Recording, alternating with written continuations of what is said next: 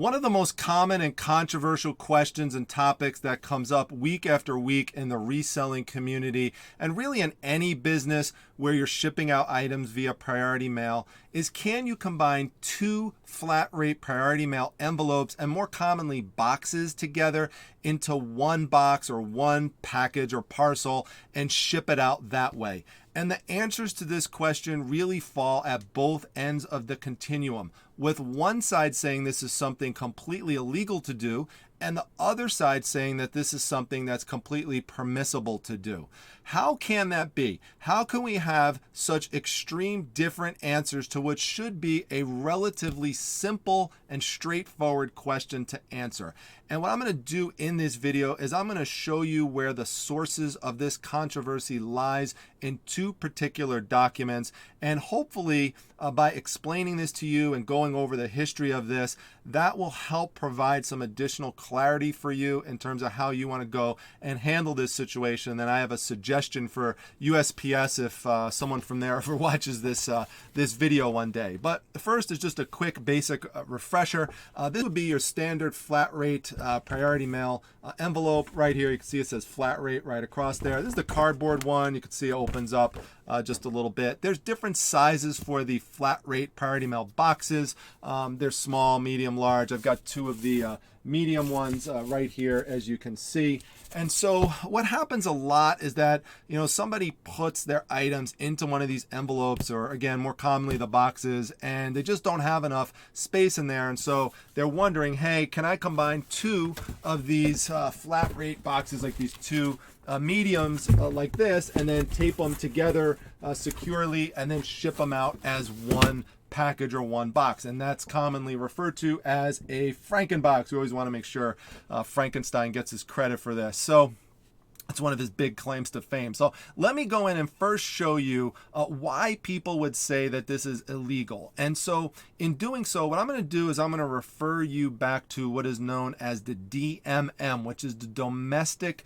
Mail Manual. And this is the place where they have set, it's a document where they have set forth a bunch of rules and mailing standards for USPS, and it's a handy reference guide. I'm going to put a link to it down in the description section. You could view it as a PDF, or you could view it just on the web. And so I'm going to take you into section 5.2. So this is page 29 of a 1,574 page document. And you can see here the title up top, 5.0, says Additional Physical Standards for Priority Mail. So let's take a look at what this says. It says, two or more packages, with the exception of USPS produced priority mail flat rate envelopes or boxes, two or more packages may be mailed as a single parcel if they are about the same size or shape, are securely wrapped or fastened together, and do not exceed the weight or size limits. Again, take a look at the very beginning of that sentence. It says, with the exception of USPS produced priority mail flat rate envelopes or boxes. So in other words, what it's saying is you could combine two priority mail boxes or packages together, envelopes together, as long as they're not the flat rate ones. That's what it is saying right there. For those of you who are brand new into this area, it's just totally something new about, priority mail and the different types of envelopes they have ones that are not flat rate. The flat rate ones, it's the same price up to 70 pounds, whatever it is that you could fit in there, that will be the price. But then they have other boxes that they made, all different sorts of sizes, in which they're going to charge you a rate based on the weight and based on where it is going geographically. So this is what people point to say that this is illegal to do. Now, often I don't see this one come up too often, but this is where the source of it would be. A lot of times people just say it's illegal, but they don't point to this. Once in a while, I will see somebody point to it. Now, keep in mind, this one here is dated, if you look, and this is the most current version that's available, it is updated 7/15/07. Now, they do provide updates to the DMM and the Federal Register, and they also provide interpretive updates that come out from time to time that they will publish on their website. And so now I'm going to take you to the website version, and this is the part that people will reference to say that this is something completely permissible and something that's totally legal to do. So let's take a look over here. Now I'm going to put a link to this down below in the description section. I know you can't see this. I'm going to enlarge it in a moment, but it is a postal bulletin and it's dated 2/18/2016. So this is more recent.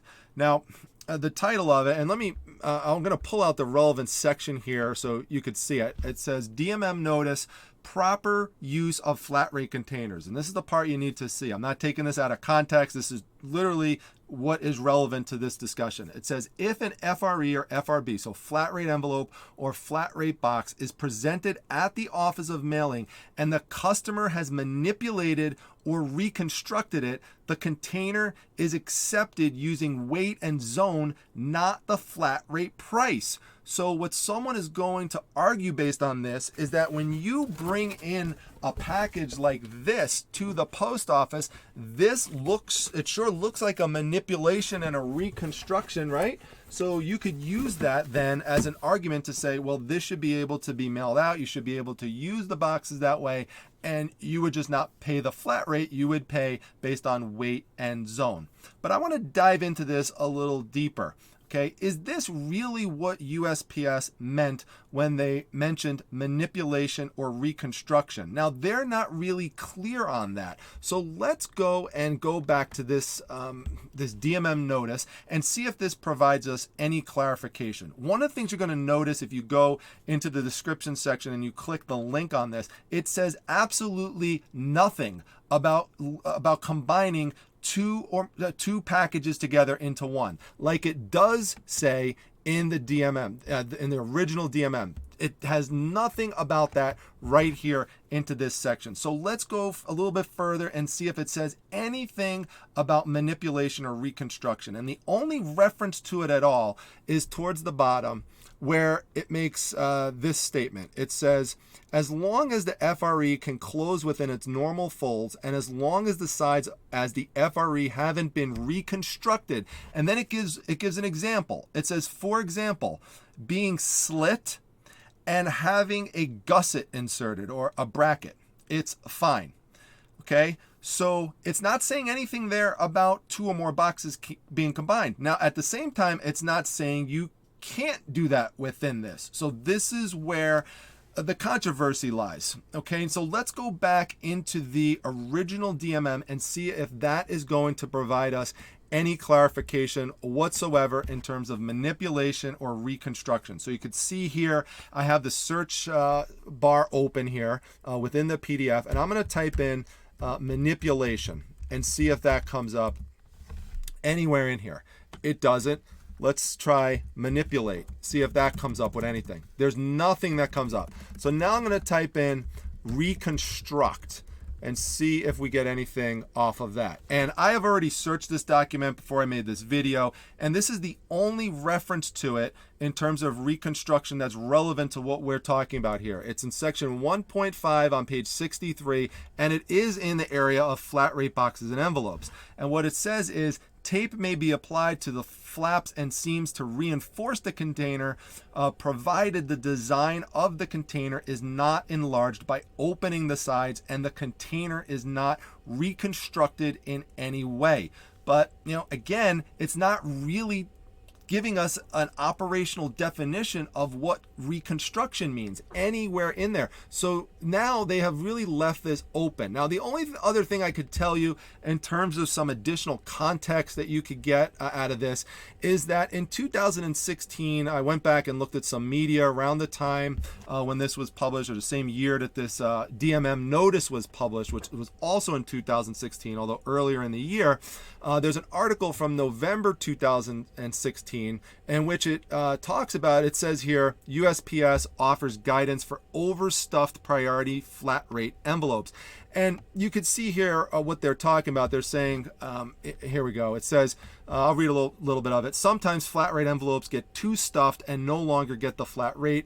To avoid this problem, USPS is reminding employees that customers should not turn in priority mail flat rate envelopes into kangaroo pouches by overstuffing them, even if the envelope can be sealed. So a lot of times what would happen with these flat rate envelopes like this is that, you would take a bunch of things, put them in here, like I put like 3 VHS tapes in here, and then maybe you've got like another box of cards maybe you want to get in there, and it doesn't quite fit, so you try and pull it over a bit and you have these gaps and you try to seal that up with tape, and you make these little kangaroo pouches. And that's what they're saying. We don't want that. That's not something that's supposed to go under under flat rate. That would be considered something that you manipulated. There's no reference in this article whatsoever to combining 2 or more boxes together. So based on the context and everything I could see, I believe that this DMM notice really was more in reference to this, even when you look at the examples that they give within that.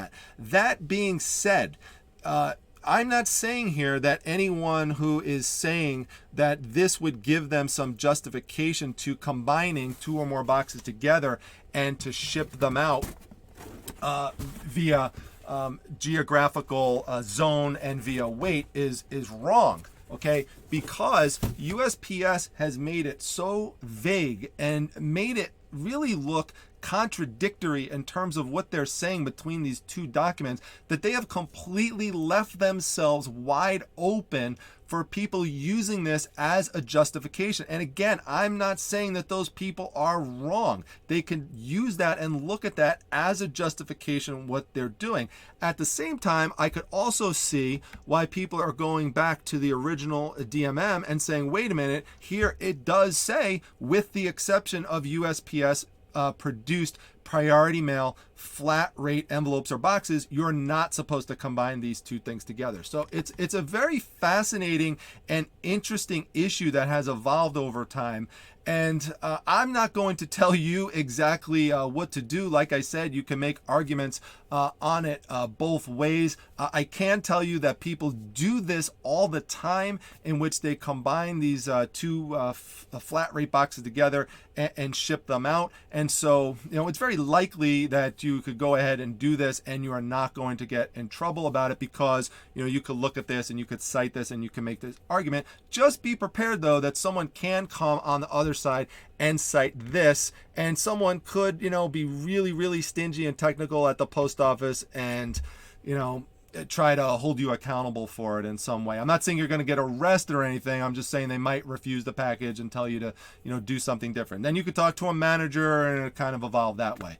My suggestion, and it's probably an obvious suggestion at this point for what USPS needs to do, is they need to really come out with a very specific, clear answer to this question in another DMM notice and say exactly what it is that they mean by manipulation and reconstruction, and does that apply to 2 packages or 2 boxes or 2 or more boxes combined together, because sometimes people will combine more than 2 boxes together to make one of these Franken boxes. So I hope you found this interesting and looking at the different sides of this issue, and I hope that it gives you some information to make a decision. Of course, many of you have made a decision and you're following through with whatever practice you're using for your business, and feel free again to comment on that down below. Just try not to get in any kind of big flame wars on the channel, because I'm gonna remove any kind of flame wars or anything. Just put in your position and what you think, and if this is something brand new to you and you found this helpful, please make sure that you let me know that as well. So I hope that you enjoyed the video. Hope you like the content there. If so, make sure you hit the like button, give it a big thumbs up. Very important to subscribe to the channel. I have too many people who are watching the videos and not just taking the simple step to subscribe. It really does help the channel grow, really does help support it, and I really would appreciate a subscription if you like the content. It doesn't cost you anything. Make sure you come to my Facebook group, the Facebook Reselling Resource Center, and also come to my Instagram account. That's @prime_time_treasure. I'll see you back in the next video, everyone. Take care.